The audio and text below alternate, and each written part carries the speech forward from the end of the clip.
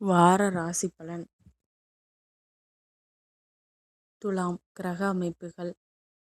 புத்திரஸ்தானத்தில் செவ்வாயும் புதனும் ராகுவும், சத்துருஸ்தானத்தில் சூரியனும் சனியும் சுக்கிரனும், அஷ்டமஸ்தானத்தில் சந்திரனும், பாக்கியஸ்தானத்தில் குருவும், லாபஸ்தானத்தில் கேதுவும் இருக்கின்றார்கள்.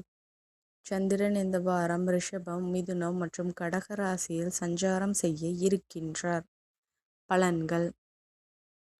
எதிர்பாராத சில பயணங்கள், அலைச்சலும் செலவும் ஏற்படும். பழைய சிந்தனைகள் மூலம் குழப்பமான சூழல் உண்டாகும். புதிய விஷயங்களில் சிந்தித்து செயல்படவும். சுப காரியங்களில் இருந்த தடைகள் விலகும். ஆரோக்கிய குறைபாடுகள் குறையும். மனதளவில் இருந்த சோர்வுகள் படிப்படியாக விலகும். நண்பர்களுடன் சிறு தூர பயணங்கள் சென்று வருவீர்கள்.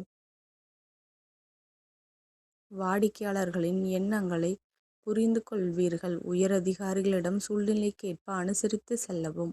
உடன் இருப்பவர்களால் பதட்டமும் பரபரப்பும் ஏற்படும். அரசியல்வாதிகளுக்கு லாபகரமான சூழல் உண்டாகும். கலைஞர்களுக்கு முன்னேற்றமான வாய்ப்புகள் கிடைக்கும்.